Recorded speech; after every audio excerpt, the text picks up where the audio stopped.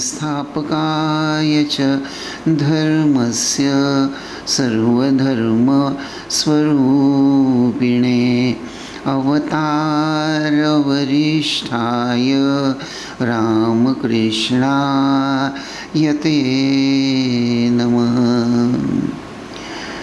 नमस्कार।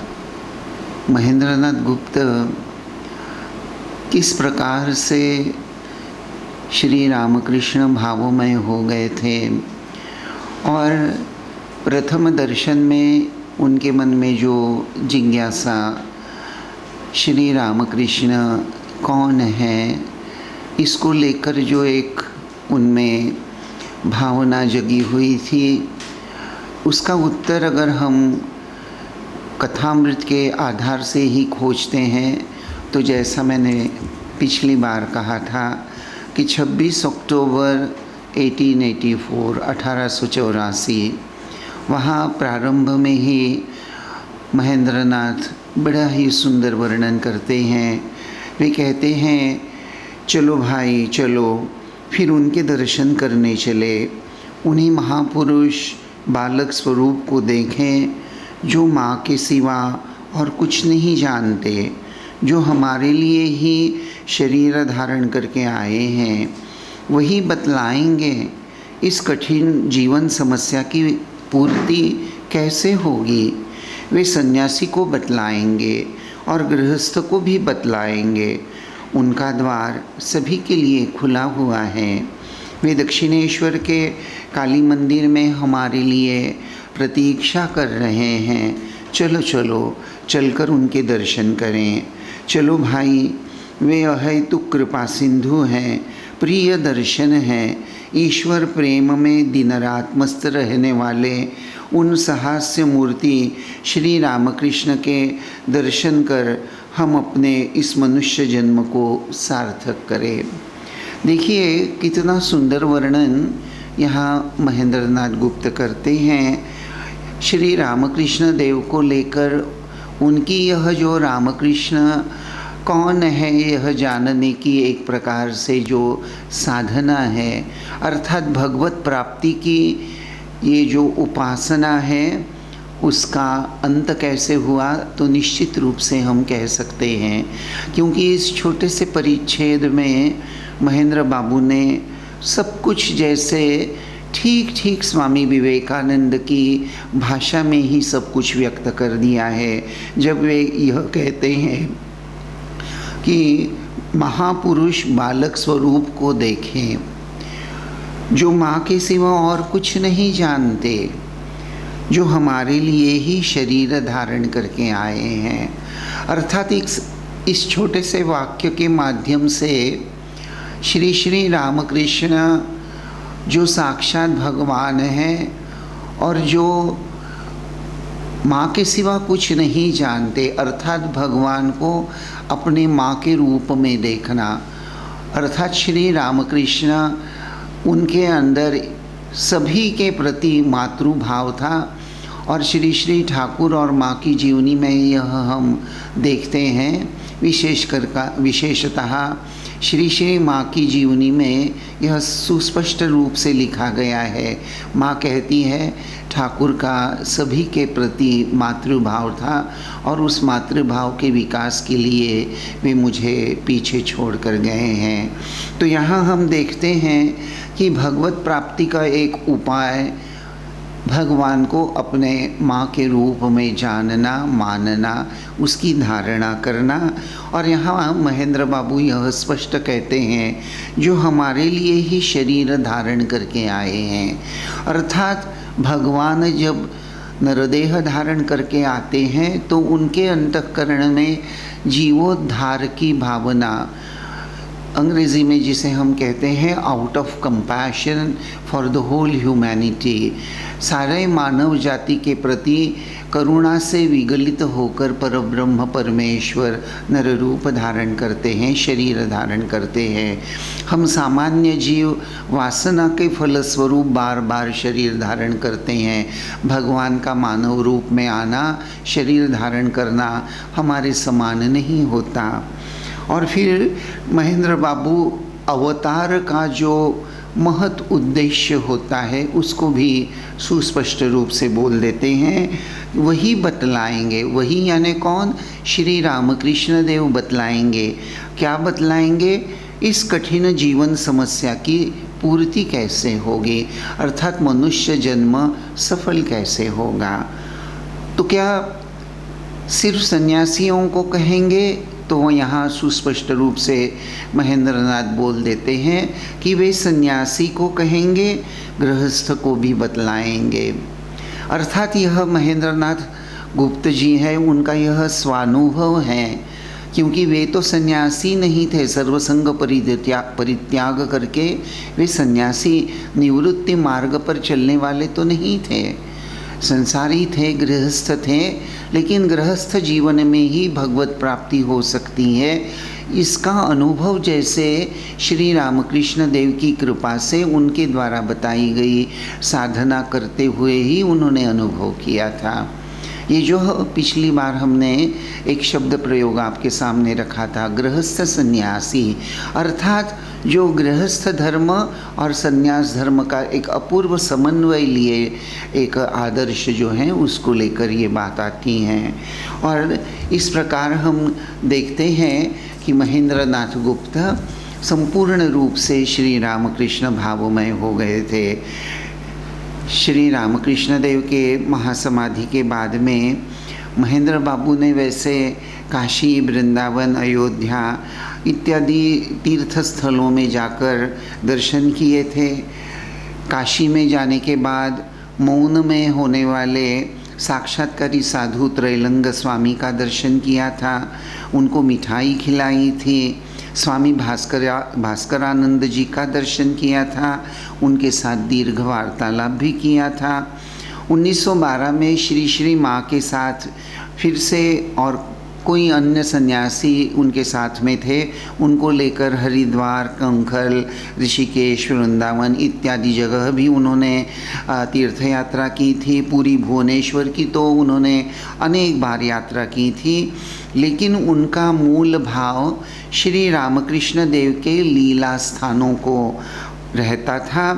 विशेषतः श्री रामकृष्ण देव ने 30 वर्ष जहाँ वास किया था, उस दक्षिणेश्वर का उनके हृदय में एक अपूर्व श्रद्धा स्थान था। और इसीलिए वहाँ जाकर भगवान जो नर रूप में धारण करते हुए दक्षिणेश्वर में लीला कर गए हैं, वहाँ जाकर बैठना, दक्षिणेश्वर का कण कण उनके लिए जैसा तीर्थ हो गया था। भक्तों को जब वे दक्षिणेश्वर में जाते हुए सुनते थे, या भक्त जब उनके सामने दक्षिणेश्वर जाने की अपनी इच्छा प्रकट वगैरह करते थे, तो अक्सर वे भक्त को यह मार्गदर्शन करना नहीं भूलते कि देखो वह ईश्वर की लीला भूमि है, वहाँ जा रहे हो तो श्री रामकृष्ण जब थे तो वह वातावरण कैसे आध्यात्म से भरपूर था, यह अनुभव थोड़ा सा तो तुम निश्चित रूप से कर सकोगे। और वे बता देते थे कि वहाँ क्या क्या वहाँ जाने के पश्चात दक्षिणेश्वर में क्या क्या दर्शन करना चाहिए। एक तरह से पूरी तालिका वे प्रस्तुत किया करते थे। वैसे उनके अंतःकरण में यह भाव संपूर्ण रूप से बसा हुआ था।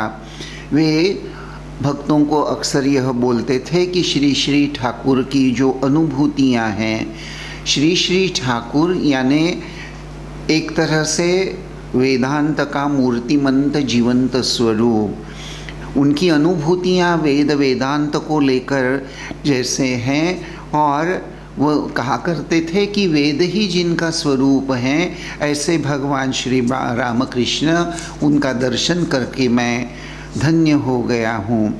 और यह कहना वे कभी नहीं भूलते थे, हमेशा यह कहते थे कि मैंने अपनी आँखों से जो देखा है मैं तुमको वही सब बता रहा हूँ और उसी पर विश्वास करने की बात मैं कह रहा हूँ। देखो, साक्षात्कारी महापुरुषों के शब्दों पर हम लोगों को विश्वास रखना चाहिए, भगवान की वाणी पर विश्वास करना चाहिए। आत्मशुद्धि तभी हो सकती हैं अगर हम साक्षात्कारी महापुरुषों के शब्दों पर विश्वास करेंगे। वहाँ जाकर, अर्थात जिस देवालय में श्री रामकृष्ण देव थे उस देवालय में जाकर अगर हम वहाँ श्रद्धा भक्ति विश्वास के साथ जाते हैं तो हमारे मन में जो भोगासक्ति होती है वह यह श्री श्री ठाकुर जैसे दूर कर देंगे।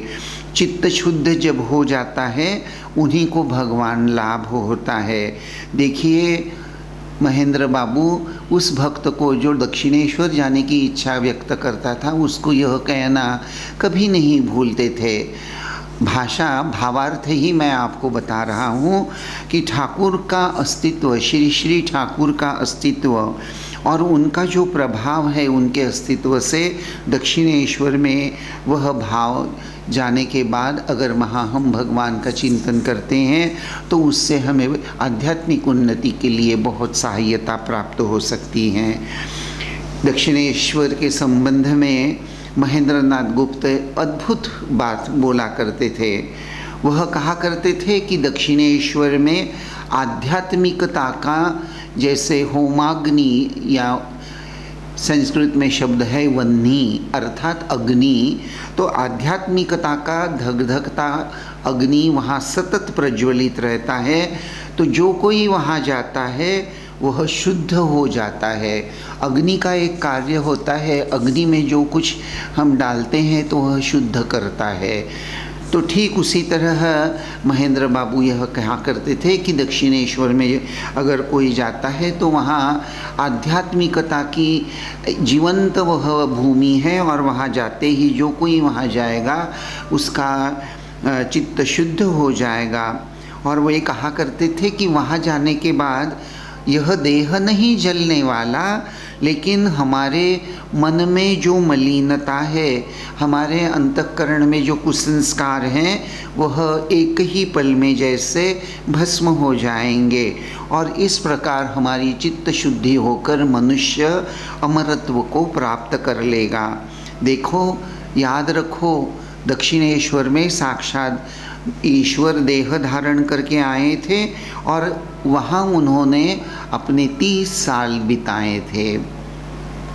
महेंद्रनाथ बाबू के इन विविध कथनों में उसके माध्यम से हम कितनी सुंदर सहजता से देखते हैं कि महेंद्र बाबू एक तरफ जैसे श्री रामकृष्ण भाव से भरपूर हो गए हैं तो दूसरी तरफ श्री श्री ठाकुर के इस दिव्य भाव को सभी के पास पहुंच जाए। यह भाव सभी लोग दक्षिणेश्वर जाकर या श्री श्री रामकृष्ण देव के उपदेश और वाणी को ग्रहण करते हुए अपना जीवन धन्य कर ले, यह एक तरह से बड़ी ही तीव्र व्याकुलता हम महेंद्र बाबू के हृदय में देखते हैं। श्री श्री चैतन्य चरितामृत का उन्होंने बड़े गहराई से अध्ययन किया था। चैतन्य चरितामृत में एक सुंदर श्लोक आता है जहाँ कहा जाता है, अद्यापि हसेई लीला करे गोराराय, कोनो कोनो भाग्यवाने देखी बारे पाय। बंगाली में या इसमें यह श्लोक लिखा हुआ है जहाँ यह बात बताई जा रही है कि चैतन्य देव अभी भी लीला कर रहे हैं और कुछ भाग्यवान जो होते हैं उनको प्रभु के, चैतन्य देव के दर्शन प्राप्त हो जाते हैं। ठीक उसी ही भाव को लेकर महेंद्र बाबू यह कहा करते थे कि श्री श्री रामकृष्ण देव का दैवी निवास आज भी दक्षिणेश्वर में उतना ही जीवंत है। आज भी दक्षिणेश्वर का मंदिर जो उद्यान है वहाँ बहुत कुछ बदल गया है, ऐसा अगर आपको महसूस भी होता होगा, लेकिन श्री श्री ठाकुर की दिव्य आध्यात्मिक शक्ति वहाँ है, उसमें कोई परिवर्तन नहीं है। चैतन्य देव की लीला देखने के लिए अगर हम दक्षिणेश्वर जाते हैं, अर्थात महेंद्र बाबू के अंतःकरण में चैतन्य देव, जीसस क्राइस्ट और श्री रामकृष्ण वह एक ही परम चैतन्य के ये अलग रूप हैं, ऐसा भाव था। और इसीलिए महेंद्र बाबू यह हमेशा बोला करते थे कि जब तक दक्षिणेश्वर है तो वहाँ का इतिहास अगर वह तो हमेशा जीवंत रहेगा, और महेंद्र बाबू ने यह सब लिख कर रखा है, इसीलिए एक प्रकार से हम भी उनके ऋणी ही हैं, क्योंकि उन्होंने इतना सुंदर वर्णन करके रखा है जिसको पढ़ने के बाद निश्चित रूप से हमारे अंतःकरण में भी श्रद्धा, भक्ति और विश्वास का संचार होता है। एक बार जोसेफाइन मैक्लाउड, जिन्होंने भी स्वामी विवेकानंद जी का चरित्र अध्ययन किया होगा, वे जोसेफाइन मैक्लाउड इस नाम से निश्चित रूप से परिचित होंगे। स्वामी विवेकानंद जी की शिष्या अगर कहें तो गलत भी नहीं, लेकिन मूलतः जोसेफाइन मैक्लाउड हमेशा स्वामी विवेकानंद जी को अपना फ्रेंड बोला करती थी, वो मेरे मित्र हैं। इतना श्री जोसेफाइन मैक्लाउड और स्वामी विवेकानंद जी के जीवन में यह जो एक अपूर्व बात थी, तो वही जोसेफाइन मैक्लाउड, उन्होंने जब वे भारत में आई थी और मास्टर महाशय से, महेंद्र नाथ गुप्त से जब उनकी मुलाकात हो गई, तो उन्होंने पूछा कि आपने तो श्री रामकृष्ण देव को देखा है, तो आपका अनुभव क्या है?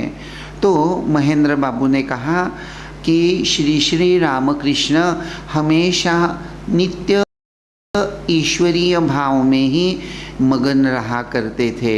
मैंने उनको दिन के 24 घंटों में अलग अलग समय पर मैंने देखा है, लेकिन मैंने उनको उतनी उस ईश्वरीय भाव से कभी विचलित होते हुए या उस भावभूमि से नीचे वे उतर कर आए हैं, ऐसा मुझे कभी महसूस ही नहीं हुआ। और मैं यह मानता हूँ कि साक्षात ईश्वर को ही, अर्थात अवतार को ही इस प्रकार सदैव ईश्वरीय भाव में, दिव्य भाव में, उच्च भाव में आरूढ़ रहना, यह सिर्फ अवतार को ही संभव हो सकता है। साधारण व्यक्ति जो होता है उसके लिए यह एक प्रकार से असंभव सी बात है। वे कहा करते थे, यानी महेंद्र नाथ गुप्त कहा करते थे कि सच्चिदानंद ही श्री रामकृष्ण देव के रूप में पृथ्वी पर अवतीर्ण हो गए थे। और एक दिन जोसेफाइन मैक्लाउड को महेंद्र बाबू बोल रहे हैं कि एक दिन श्री रामकृष्ण देव ने ही कहा कि जीसस क्राइस्ट, चैतन्य और मैं, अर्थात अपने तरफ इशारा करते हुए ठाकुर ने कहा एक ही सत्ता। इस तरह से हम देखते हैं कि श्री श्री ठाकुर कभी कभी अपने भक्तों के सामने अपना जो मूल स्वरूप है उसको व्यक्त कर देते हैं। और महेंद्र बाबू यह बात जोसेफाइन मैक्लाउड को कहते हुए बोलते हैं कि देखिएगा, क्या मंदिर का एक सामान्य पुजारी इस प्रकार से बोल सकता है? जरा आप सोचिए। जो साक्षात भगवान है, वही जिसने यह अनुभव किया है, वही यह बात दोहरा सकता है, बोल सकता है। कुमारी मैक्लाउड ने फिर उनसे पूछा कि वे आपके साथ किस प्रकार से वार्तालाप किया करते थे, क्या कहा करते थे? तो महेंद्र नाथ गुप्त ने कहा कि ठाकुर हमेशा यह कहा करते थे कि साक्षात जगन माता ही उनके श्रीमुख के द्वारा बात करती हैं। ठाकुर हमेशा एक दैवी शक्ति से ही जैसे प्रेरित होकर या उस दैवी शक्ति से भरपूर होकर ही लोगों के साथ वार्तालाप करते हुए नज़र आते थे। हमेशा वैसे वे बोला करते थे कि मैं तो एकदम अनाड़ी हूँ, मैं तो एकदम अनाड़ी हूँ, अनलेटर्ड आदमी हूँ, मैं ज्ञान व्यान की बातें क्या जानूँ, लेकिन श्री श्री जगदम्बा ही ज्ञान की राशियाँ जैसे मेरे सामने खोल देती हैं, वही मुझे सब सप्लाई करती है, मुझे सौंपती है, जिसको लेकर ही मैं भक्तों के साथ बात करता हूँ। हाँ, तो इस प्रकार हम देखते हैं कि महेंद्र नाथ गुप्त हमेशा यह बात मन में बनाए रखते थे, उनका जो भाव था वह संपूर्ण रूप से श्री रामकृष्णमय हो गया था। एक बार कोई युवक उनके पास आया था और उस युवक ने उनसे पूछा, यानी कि आपको क्या कोई मुझसे सवाल पूछना है? तो उस युवक ने अपने मन की अस्वस्थता का कारण बता दिया। उस युवक ने कहा कि मैं शांति पाना चाह रहा हूँ। तो उस युवक की यह बात सुनकर महेंद्रनाथ गुप्त खूब खिलखिलाकर हंस पड़े और वहाँ बाकी लोग जो उपस्थित हैं उनको उद्देश्य करते हुए वे कहने लगे कि देखिए यह युवक क्या बोल रहा है, यह शांति की खोज में है, ऐसा यह कह रहा है। लेकिन शांति की खोज में तो है, लेकिन अंतःकरण में तो संसारिक बातें या विषयासक्ति को लेकर जी रहा है। देखिए एक पूरी बोतल दारू की इसने पी रखी है और कामिनी कांचन या संसार को लेकर बैठा है और बोल रहा है कि मुझे शांति की खोज है।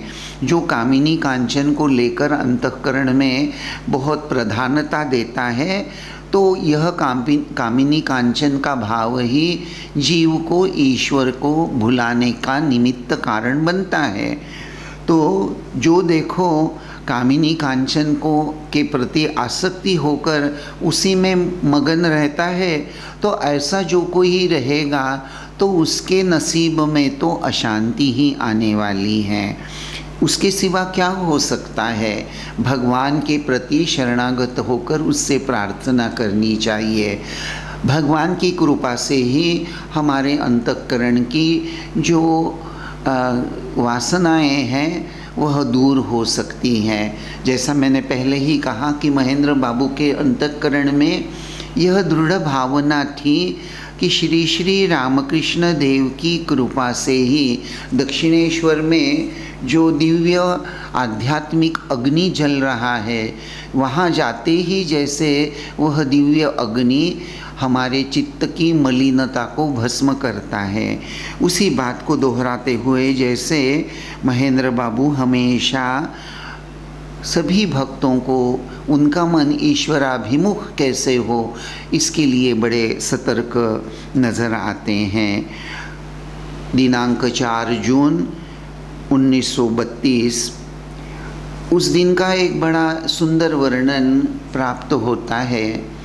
वैसे उनकी तबीयत बहुत खराब हो गई थी, रात हो गई थी। स्वामी उनकी जो एक प्रकार से शिष्य हम कहेंगे या उनके चहेते बोल सकते हैं, जिनका नाम था स्वामी नित्यानंद, उन्होंने यह एक छोटा सा वर्णन किया हुआ है। वहाँ वे लिखते हैं कि महेंद्र बाबू की, मास्टर जी की तबीयत बहुत बहुत खराब हो गई थी, लेकिन फिर भी उस कठिन अवस्था में भी श्री श्री रामकृष्ण कथामृत का जो पंचम भाग है उसका प्रूफ रीडिंग का काम वे बड़े लगन के साथ किया करते थे। और उस दिन नित्यानंद लिखते हैं कि रात हो गई थी, शायद मध्य रात्रि का समय था, अंधेरा था, और उन्होंने देखा कि महेंद्रनाथ बाबू के कमरे में अभी भी बत्ती जल रही है। तो नित्यानंद जी वहाँ चले गए और उन्होंने देखा कि वहाँ महेंद्रनाथ गुप्त लालटेन के प्रकाश में प्रूफ रीडिंग का काम उस विपरीत परिस्थिति में भी किए जा रहे हैं। तो थोड़ा सा एक प्रकार से आदरयुक्त भावना से नित्यानंद जी ने उनको डांटने का प्रयास किया। तो उन्होंने झट से कहा कि नहीं नहीं, ऐसा मत कहो, ऐसा मत कहो। और उनकी तबीयत ठीक नहीं थी, लेकिन उनके आँखों से ठाकुर के कथामृत का जब वे प्रूफ रीडिंग कर रहे थे तो कंदिल के प्रकाश में, लालटेन के प्रकाश में प्रूफ रीडिंग भी कर रहे थे, तो दूसरी तरफ उनकी आँखों से झरझर झरझर आंसुओं की धारा बह रही थी। तो नित्यानंद जी ने उनको थोड़ा सा डांटते हुए कहा, बड़ी ही मीठी आवाज़ में कहा कि यह जो ग्रंथ है, ये जो आप काम कर रहे हैं, जरा रुक जाइए।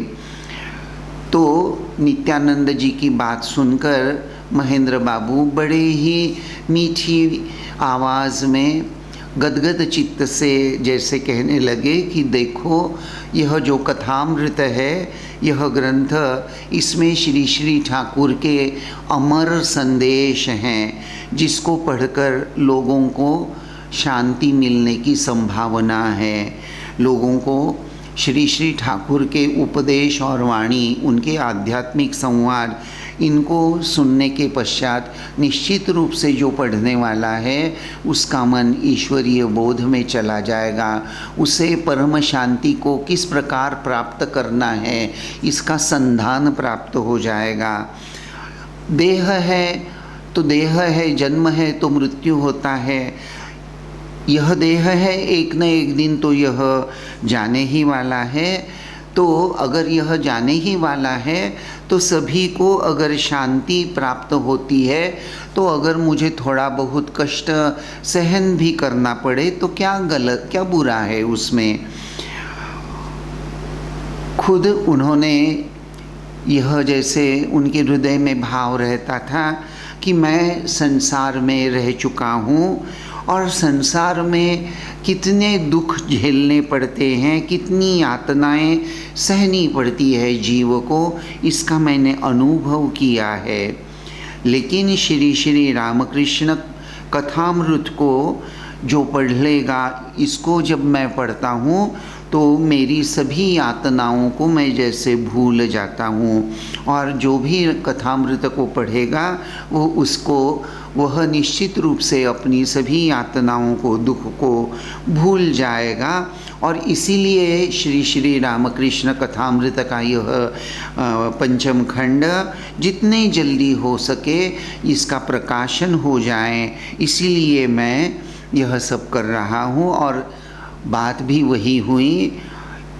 श्री श्री कथामृत के पंचम या अंतिम भाग को उन्होंने उसका प्रूफ रीडिंग करके उसको प्रिंटिंग प्रेस में भेज दिया, और उसके बाद ही जैसे उन्होंने देह त्याग कर दिया। तारीख थी 4 जून 1932।